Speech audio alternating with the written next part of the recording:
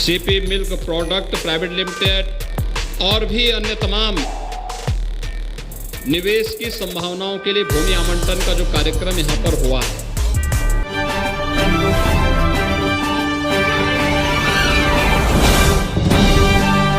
आप देख रहे हैं द वेरीफाइड न्यूज, खबर वही जो सत्य है। रविवार को मुख्यमंत्री योगी आदित्यनाथ ने गोरखपुर औद्योगिक विकास प्राधिकरण गीडा की 143.69 करोड़ व दिग्विजय नाथ पार्क में 144 करोड़ के विकास परियोजनाओं का लोकार्पण किया। मुख्यमंत्री ने 11,000 करोड़ रुपए से अधिक का निवेश प्रस्ताव देने वाले निवेशकों व रेडीमेड गारमेंट क्लस्टर के उद्यमियों को भूमि आवंटन पत्र भी सौंपा। इस मौके पर जनपद फर्रुखाबाद के युवा उद्यमी अनुज अग्रवाल को भी भूमि आवंटन पत्र सौंपा गया। सच में ये युवा उद्यमी जय कुमार अग्रवाल व अनुज अग्रवाल ने पूरे जनपद का नाम रोशन किया है। कहा जा सकता है ये युवा उद्यमी अब सीएम योगी आदित्यनाथ के गृह क्षेत्र में युवाओं को रोजगार देंगे। कायमगंज के रहने वाले इन युवा उद्यमियों ने अपने कुशल प्रबंध व व्यवसाय की बेहतर तकनीक से अपने व्यवसाय में चार चांद लगाने की बेहतर भूमिका निभाई है। जब मंच से स्वयं प्रदेश के सीएम योगी आदित्यनाथ ने तारीफ की तो जनपद फर्रुखाबाद के लिए गर्व की बात होना स्वाभाविक है। CP milk and food product private limited के श्री अनुज अग्रवाल जी से अनुरोध है कि आप मंच पर आएं और माननीय मुख्यमंत्री महोदय के कर कमलों से अपने आवंटन पत्र को प्राप्त करें। Messrs CP milk and food products private limited के श्री अनुज अग्रवाल निदेशक महोदय 5 एकड़ के क्षेत्रफल में 118 करोड़ का। निवेशकों के बीच योगी आदित्यनाथ ने कहा, इन परियोजनाओं से गोरखपुर व पूर्वी उत्तर प्रदेश के नौजवानों को व्यापक स्तर पर रोजगार व नौकरी के अवसर सृजित होंगे। यहाँ पर जो विकास की तमाम योजनाएं यहाँ पर तैयार होनी हैं, जिनके माध्यम से 1,000 करोड़ रुपए से अधिक की लागत अधिक का निवेश यहाँ पर होगा और 2,500 से अधिक नौजवानों को रोजगार यहाँ पर उपलब्ध होना है। यह एक बड़ा महत्वपूर्ण कार्यक्रम गोरखपुर की दृष्टि से अत्यंत उपयोगी कार्यक्रम गोरखपुर के लिए होने जा रहा है, जिसमें यहाँ पर messrs Keyan distilleries private limited, CP milk product private limited और भी अन्य तमाम निवेश की संभावनाओं के लिए भूमि आवंटन का जो कार्यक्रम यहाँ पर हुआ है, मैं धन्यवाद दूंगा यहाँ पर उन सभी निवेशक और उद्यमियों को जिन्होंने गोरखपुर के गीडा जैसे पूर्वी उत्तर प्रदेश क्षेत्र में निवेश के लिए चुना और आज यहाँ पर वे लोग निवेश के भूमि आवंटन के कार्यक्रम के साथ जुड़ रहे हैं। 1,000 करोड़ रुपए के से अधिक का निवेश गोरखपुर में होगा और 2,500 से अधिक नौजवानों को यहाँ पर सीधे सीधे नौकरी और रोजगार उपलब्ध होगा। मैं इसके लिए निवेशकों को हृदय से धन्यवाद देते हुए आप सभी को, गोरखपुर के नौजवानों को, पूर्वी उत्तर प्रदेश के नौजवानों को इसके लिए बधाई देता हूं। उन सब के प्रति अपनी शुभकामनाएं भी देता हूं। सीएम बोले, गोरखपुर जिन कारणों से बदनाम था आज उनसे मुक्त हो चुका है। सबसे तेज विकास की प्रक्रिया के साथ आगे बढ़ते हुए गोरखपुर की पहचान एक महानगर के रूप में स्थापित हो रही है।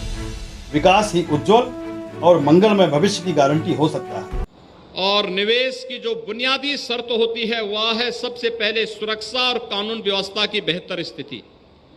आज भाइयों बहनों, उत्तर प्रदेश की कानून व्यवस्था देश के अंदर एक नजीर के रूप में ली जा रही है, क्योंकि उत्तर प्रदेश ने विगत 5 वर्ष के अंदर प्रत्येक नागरिक की सुरक्षा और प्रदेश में बेहतर कानून व्यवस्था की स्थिति को बनाए रखने के लिए जो कदम बढ़ाए, आज उसके अपेक्षित परिणाम पूरे देश के सामने आ रहे हैं। मुख्यमंत्री ने कहा, प्रदेश में मंदिर भी बन रहा है और औद्योगिक विकास के लिए फैक्ट्रियां भी लग रही हैं। आप सबने देखा है कैसे श्री राम नवमी, हनुमान जयंती और ईद का पर्व पूरी शांति के साथ संपन्न हुआ। मुख्यमंत्री ने कहा, प्रदेश में मंदिर भी बन रहा है और औद्योगिक विकास के लिए फैक्ट्रियां भी लग रही हैं। वो बोले, आप सब ने देखा है कैसे श्री रामनवमी, हनुमान जयंती और ईद का पर्व पूरी शांति के साथ संपन्न हुआ कि उत्तर प्रदेश के अंदर रामनवमी, हनुमान जयंती और ईद के अवसर पर पूरी तरह शांति और सौहार्द का वातावरण रहा। हर व्यक्ति ने विकास की योजनाओं पर ध्यान देना प्रारंभ किया, अनावश्यक मुद्दों से अपने आप को दूर रखा।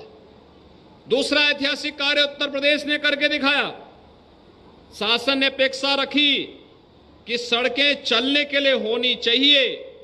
आस्था के स्थल धर्मस्थल होते हैं, सड़क नहीं हो सकती, और सड़क पर किसी भी प्रकार की धार्मिक गतिविधियां इस दौरान नहीं हुई हैं। यह भी एक बड़ी उपलब्धि उत्तर प्रदेश के नाम पर।